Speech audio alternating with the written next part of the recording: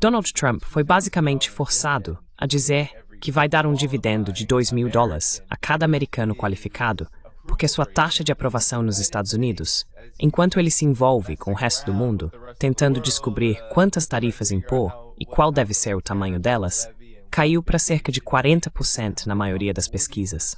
E ele teve algumas palavras duras com os democratas, dizendo publicamente: as pessoas são tolas. Agora somos o país mais rico e mais respeitado do mundo. As pessoas são tolas por rejeitarem as tarifas. O mercado de ações está em níveis recordes. Os planos 401k estão mais altos do que nunca. E trilhões de dólares em breve começarão a reduzir essa enorme dívida nacional de 37 trilhões, além de financiar um dividendo de pelo menos $2.000 por pessoa, investindo na América. Investing in America, $20 trillion. 20 trilhões de dólares. Nenhum país jamais fez algo sequer próximo disso. Nenhuma fração. Biden fez menos de 1 trilhão em 4 anos. Eu fiz 20 trilhões. Vamos fazer mais de 17 trilhões em 8 meses. Quando terminarmos, poderemos ultrapassar 20 trilhões. Na China, não importa onde você vá, nunca houve nada parecido. Estamos construindo algo inacreditável. E uma grande parte disso são as tarifas, porque eles não querem ter que pagá-las. É tão insustentável que eles vêm aqui e constroem os produtos farmacêuticos, os chips, todas essas coisas. Eles estão vindo para os Estados Unidos e construindo aqui. É um milagre o que está acontecendo. Estamos construindo o maior país do mundo.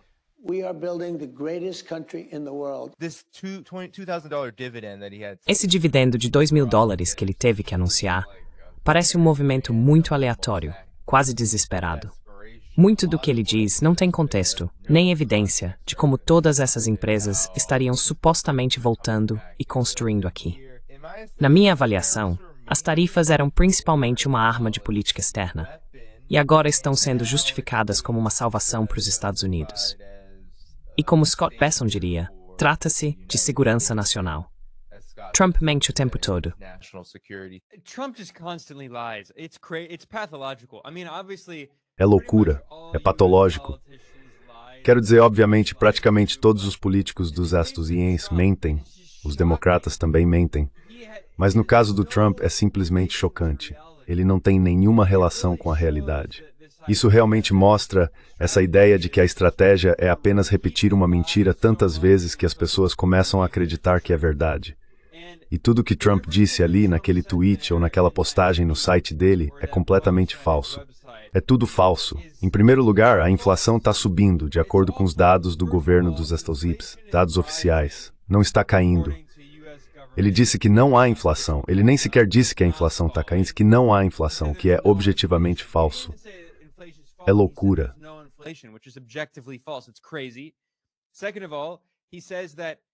Em segundo lugar, ele diz que todo esse dinheiro está vindo das tarifas e que isso vai quitar a dívida. O oposto exato está acontecendo. Agora, podemos ter uma discussão mais complexa sobre a dívida. Eu não acho que a dívida do governo dos Estados Unidos seja o fim do mundo, é uma discussão com nuances. Mas ele está aumentando massivamente a dívida do governo dos Estados Unidos, enquanto afirma que não está. Isso é falso. Parte da receita vem das tarifas, que são uma forma de tributação regressiva contra os trabalhadores americanos. São eles que estão pagando por essas tarifas.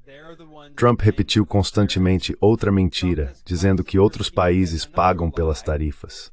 Isso não é verdade, é uma mentira. Os importadores americanos é que pagam as tarifas.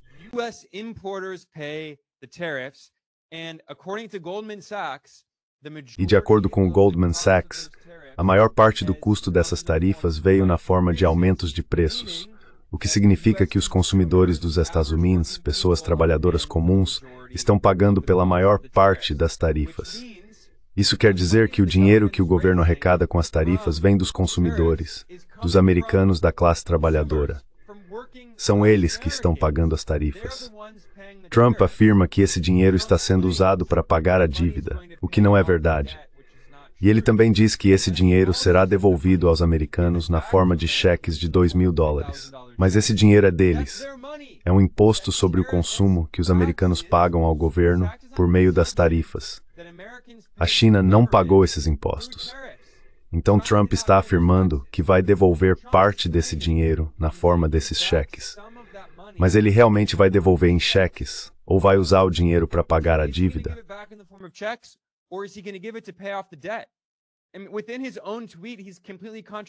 E dentro do próprio tweet dele, ele é completamente contraditório. Você não pode fazer as duas coisas ao mesmo tempo. Além disso, Trump não mencionou que seus enormes cortes de impostos para os ricos e para as corporações também aumentaram massivamente o déficit do governo dos Estados Unidos e, portanto, a dívida do governo dos Estados Unidos, mais do que o aumento na arrecadação proveniente das tarifas. Então, mesmo que Trump não entregue esses cheques, o que veremos, quero dizer, ele já mentiu sobre muitas coisas. Sou cético quanto a se ele realmente vai distribuí-los. Mas mesmo que, digamos, ele não entregue esses cheques e toda a receita das tarifas seja usada para tentar pagar a dívida, isso não faz diferença. Porque o aumento do déficit e da dívida causado pelos cortes de impostos de Trump para os ricos, o grande e belo projeto de lei, será maior do que a redução da dívida causada pela receita das tarifas.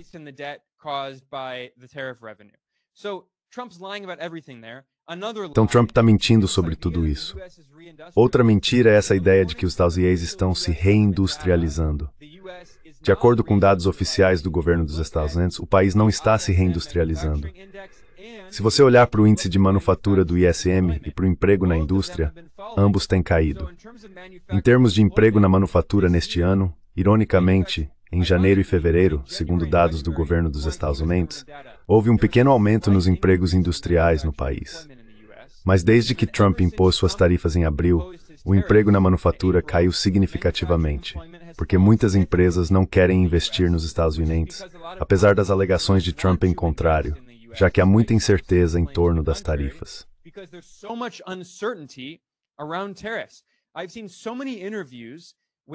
Eu vi tantas entrevistas com donos de empresas que dizem: não vou investir nos Estados Unidos porque não sabemos qual será a taxa de tarifa na próxima semana, muito menos em um ano. Construir uma fábrica, investir em toda essa formação de capital fixo, isso é algo complicado. Leva muitos anos. Se uma empresa decide que vai construir uma fábrica, isso pode levar de 2 a 4 anos. Trump nem será mais presidente quando a fábrica abrir. Foi exatamente isso que aconteceu, aliás, com a TSMC. Estávamos falando sobre a guerra dos chips. O governo Biden estava oferecendo bilhões de dólares em apoio, subsídios e incentivos fiscais à TSMC, essa empresa de Taiwan, que é considerada parte da China, segundo o direito internacional, mas eles estão tentando trazê-la para os Estados Unidos. Então começaram a construir essas fábricas no Arizona, no deserto, e houve um atraso significativo.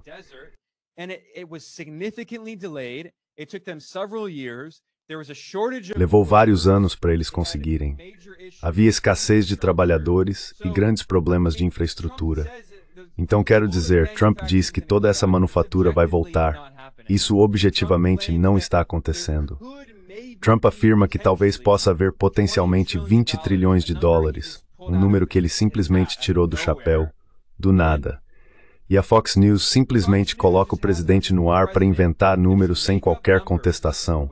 É claro, porque a Fox News é basicamente mídia estatal. E isso é completamente falso. É uma mentira. Todos os dados independentes e objetivos mostram exatamente o oposto. O que está acontecendo é exatamente o oposto. A inflação está subindo, os empregos na manufatura estão caindo, a produção industrial está caindo e o investimento não está acontecendo.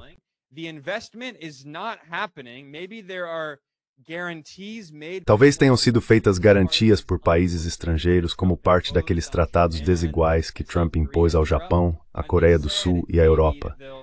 Disseram que talvez investissem nos Estados Unidos, mas dizer que farão isso não é a mesma coisa que realmente investir. Enquanto isso, lembre-se do que aconteceu com aquela montadora sul-coreana nos Estados Unidos que foi alvo de uma operação do ICE, a fábrica da Hyundai. Isso se tornou um grande problema na Coreia do Sul. Foi uma questão de dignidade nacional para aqueles trabalhadores sul-coreanos, aqueles engenheiros que foram humilhados pelo ICE. Depois, o governo Trump tentou convencê-los a ficar, mas quase todos foram embora. Acho que apenas um trabalhador sul-coreano decidiu ficar.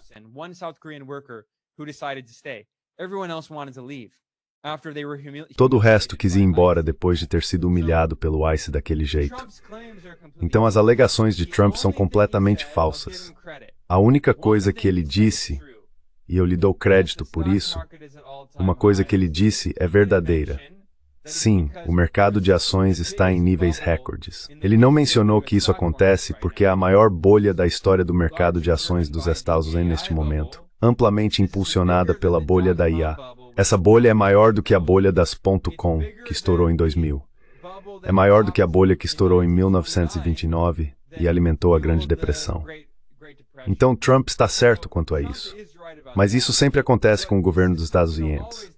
Suas políticas beneficiam Wall Street às custas da Main Street, que é exatamente o que Trump vem fazendo, beneficiando Wall Street às custas da Main Street.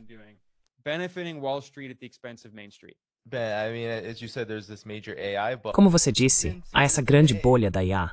Mesmo agora, a guerra tarifária ainda faz com que grandes investidores hesitem em fazer exatamente o que você mencionou, investir nos Estados Unidos. Eles estão chamando isso de fenômeno Trump Dump. O chefe da AJJ Bell disse que vimos um aumento nos fundos globais que excluem os Estados Membros.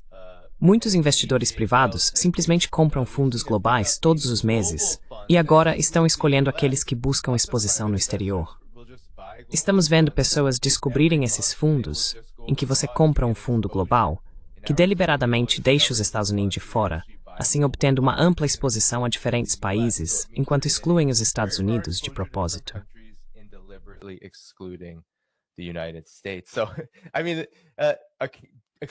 Então, quero dizer, excluir os Estados Unidos apareceu 3 vezes em uma citação bem curta aí. Isso parece ser o fenômeno.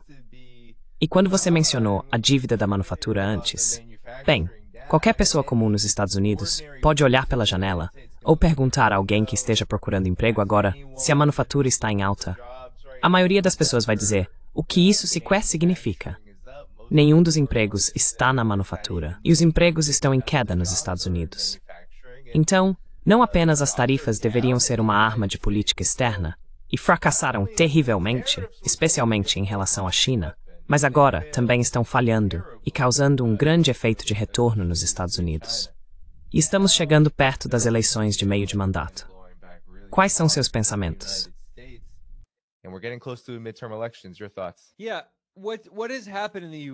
Sim, o que aconteceu nos Estados Unidos não é necessariamente algo novo, mas se tornou tão evidente que basicamente existem 2 economias diferentes. Algumas pessoas chamam isso de economia em formato de K. É um termo que se tornou popular na imprensa financeira. É como a letra K. Se você olhar um gráfico, ele sobe para os ricos e desce para todo o resto. Atualmente, nos Estados Unidos, 50% de todo o consumo é realizado pelos 10% mais ricos da população.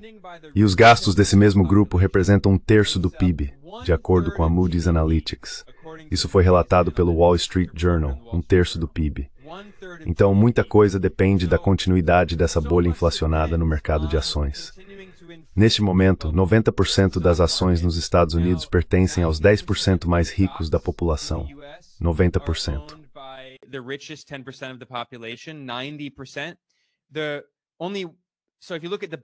Se você observar os 50% mais pobres da população dos Estados Unidos, eles possuem pouco mais de 1% das ações, 1% pertencente a 50%, enquanto 90% pertencem aos 10% mais ricos.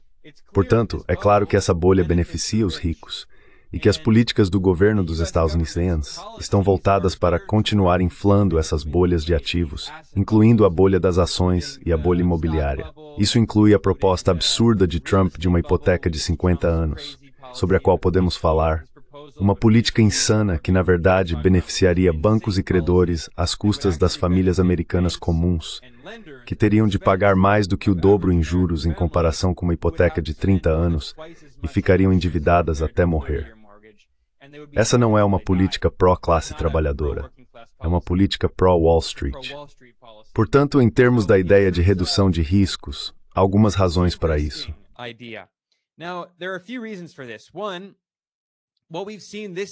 Primeiro, o que vimos neste ano, 2025, é a maior volatilidade do dólar americano em muitas décadas, especialmente nos primeiros meses. Em particular, após a declaração de uma guerra comercial global em abril, o dólar caiu 10% em relação a outras moedas principais.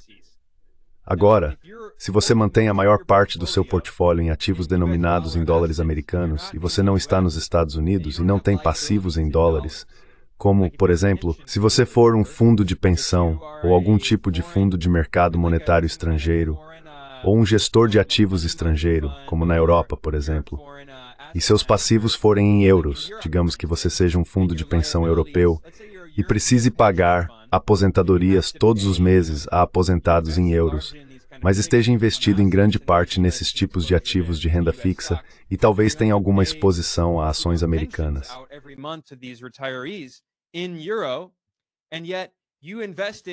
E ainda assim você investiu em ações e títulos dos Estados Unidos. Mesmo que os mercados de ações e títulos americanos não tenham caído significativamente, se o dólar cair 10% em relação ao euro, na verdade ele caiu ainda mais em relação ao euro, talvez cerca de 15%, isso significa que, mesmo que você esteja ganhando dinheiro com seus investimentos em ações e títulos americanos, provavelmente ainda está perdendo dinheiro, mesmo que esses retornos sejam superiores a 20%, o que não cai, especialmente com títulos. Você talvez esteja a resistir de 4% ao ano.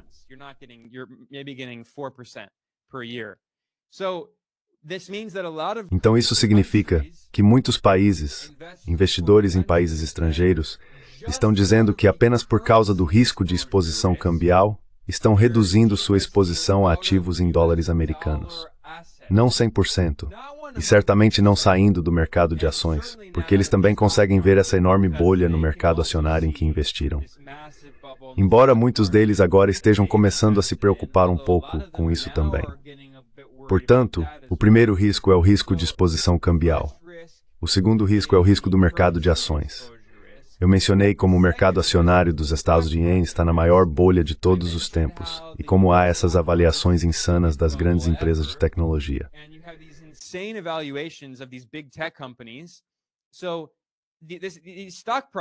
Então, os preços das ações estão muito inflados, e muitos investidores estrangeiros estão dizendo que isso é arriscado demais.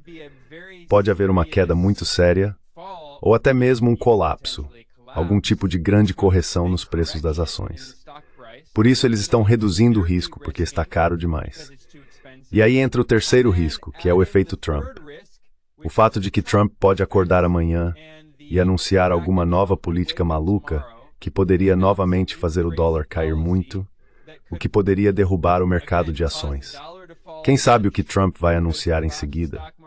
Então, uma variedade de razões pelas quais esses investidores estrangeiros estão reduzindo o risco.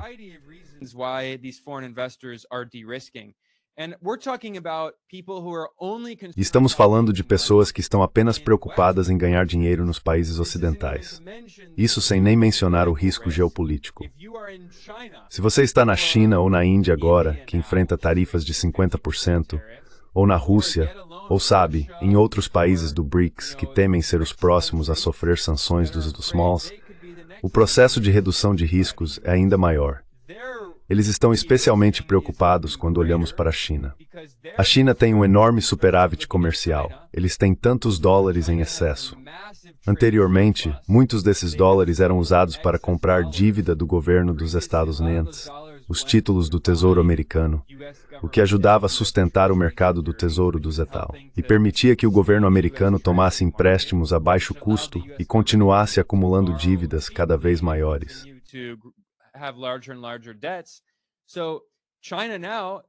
Então agora a China, investidores estatais e privados, está dizendo, bem, não deveríamos comprar nenhum ativo dos Estados Unidos, porque amanhã o governo americano pode decidir confiscar todos os nossos ativos, como fez com a Rússia. Há tantas camadas de risco que não vale a pena colocar todos os ovos na cesta dos Estados Unidos. Se você observar o Império Americano, uma das armas mais poderosas que ele possui é o sistema do dólar. O exército dos Estados Unidos ainda é bastante poderoso, mas vimos na Ucrânia, na guerra por procuração, que o complexo militar industrial americano não conseguiu derrotar a Rússia, inundando a Ucrânia com armas produzidas quase inteiramente por contratantes militares dos Estados Unidos. Essas corporações com fins lucrativos do complexo militar industrial não conseguiram derrotar a Rússia.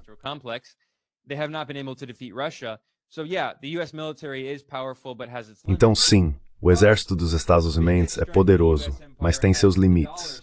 Porém, a maior força do Império Americano é o sistema do dólar, e o fato de que os Estados Unidos na economia global desempenham esse papel de uma espécie de banqueiro mundial. Assim, capitalistas do mundo todo costumavam guardar grande parte de sua riqueza na forma de ativos americanos, ações, títulos, imóveis, o que também ajudou a inflar a bolha imobiliária nos Estados Unidos e em lugares como Nova York. Sabe, oligarcas estrangeiros comprando apartamentos vazios só para deixá-los lá. Mas é uma forma de transformar qualquer que seja a sua moeda local em dólares e depois comprar um condomínio de luxo em Nova York, na Flórida ou em qualquer outro lugar.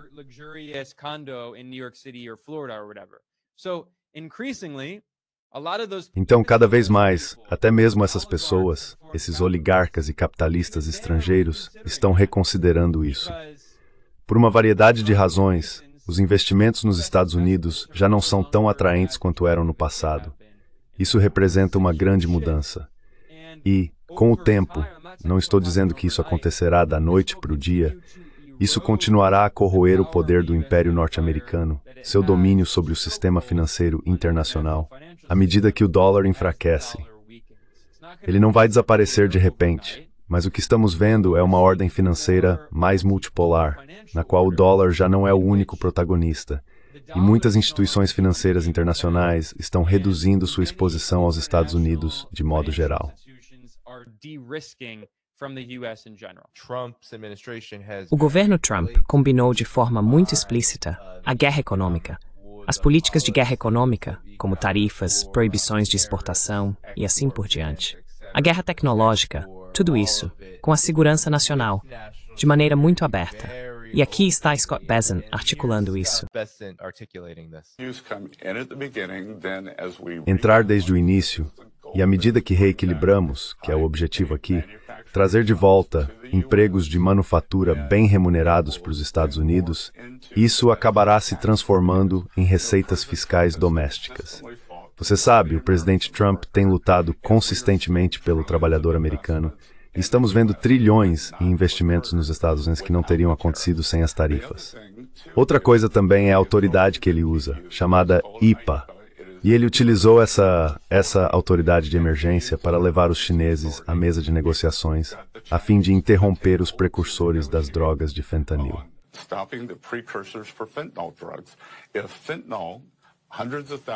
Se centenas de milhares de americanos morrendo todos os anos por causa do fentanil, não é uma emergência, o que é? Em 8 de outubro, os chineses ameaçaram impor controles de exportação sobre materiais de terras raras. Ele conseguiu ameaçar com tarifas de 100%, e nós conseguimos negociar isso. E por fim, em relação às tarifas em geral, estamos fazendo acordos comerciais que antes não seriam possíveis. Estávamos em um ponto de inflexão na economia e no nosso balanço comercial, e estamos reequilibrando com sucesso. A ameaça, China, fentanil, reequilíbrio, é tudo sobre a segurança dos Estados Unidos. E nada disso parecia ser verdade, porém. Tudo o que você disse aí soa apenas como mais uma repetição do que você já vem desmentindo aqui. É muito engraçado ouvir isso, porque basicamente o ponto central do que Bessent está argumentando é que os Estados Unidos obtiveram todos esses ganhos ao travar essa guerra comercial contra a China. O que ele não menciona é que todos esses supostos ganhos foram, na verdade, apenas um retorno ao ponto de partida antes de Trump iniciar essa nova fase da guerra comercial com a China. Então, por exemplo, certo, essa é a primeira afirmação de Bessent, a China está restringindo a exportação de materiais que poderiam ser usados para fabricar fentanil. Mas a China já havia concordado em fazer isso. A China obviamente não estava incentivando o uso de precursores químicos para fabricar fentanil. A China já estava cooperando com os Estados Unidos nesse ponto.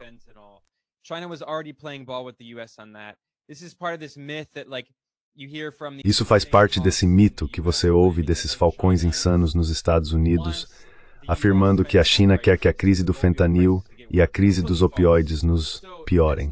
Completamente falso. Então isso não é realmente um ganho de forma alguma. A China está apenas dizendo que vai fazer algo que já estava fazendo. Trump faz isso o tempo todo. Ele muda as metas e depois declara vitória porque outro país reafirmou algo que já estava fazendo. Ele já fez isso com o México muitas vezes. Trump ameaça o México, e então a presidente Claudia Sheinbaum diz, certo, vamos restringir o fentanil, o que eles já estão fazendo, e então Trump diz, vitória.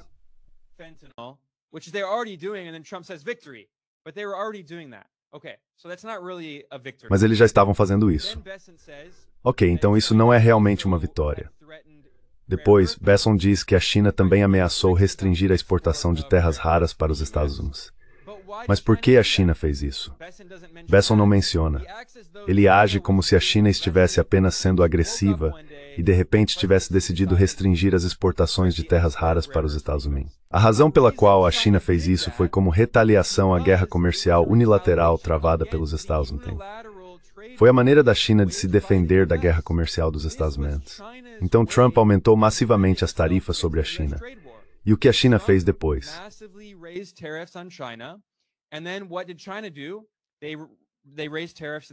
Eles aumentaram as tarifas para o mesmo valor.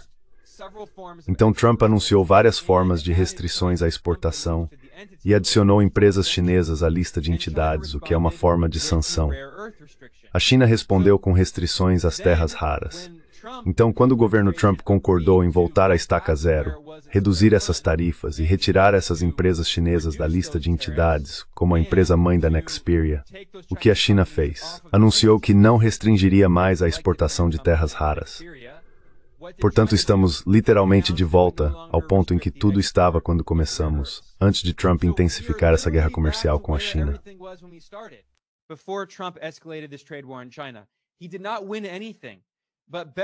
Ele não ganhou nada. Mas Besson está tentando retratar o que a China fez como concessões, sem mencionar que a China apenas voltou ao ponto em que as coisas estavam antes. Quero dizer, é como, para as pessoas comuns que não acompanham esses assuntos de perto, dá para entender por que isso soa convincente. Porque as pessoas ouvem isso e pensam, faz sentido, a China fez todas aquelas concessões. Mas isso acontece porque Trump e Besson não mencionam que essas supostas concessões foram, na verdade, apenas a China respondendo aos ataques dos Estados Unidos. Os Estados Unidos encerraram seus ataques, então a China desfez a ação que havia tomado em autodefesa. Outra coisa que Besson diz ali.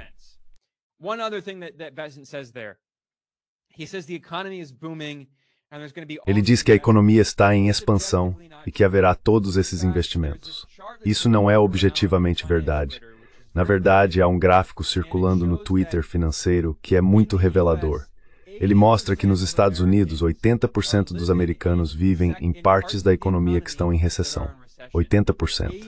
Tenho falado bastante sobre a bolha da IA e a bolha do mercado de ações. Isso é realmente a única coisa que mantém a economia dos Estados Unidos de pé. Porque a forma como o PIB é medido é agregado, certo? É o PIB da economia dos Estados Unidos como um todo. Mas em muitos estados, a economia local está em recessão.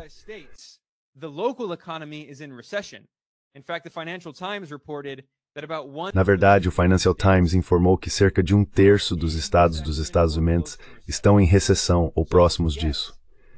Então, sim, o boom da IA está impulsionando o crescimento em lugares como a Califórnia, onde fica o Vale do Silício, ou o Texas, onde estão construindo muitos desses centros de dados. Mas se você está no cinturão da ferrugem, se está em Ohio, provavelmente está vivendo uma recessão. O governo Trump fala sobre como a economia supostamente vai bem, mas, mais uma vez, os ricos é que estão indo bem. Se você possui ações, está indo bem. É por isso que 50% do consumo nos assumos desse gasto vem dos 10% mais ricos da população. Mas a grande maioria dos trabalhadores americanos não está indo bem.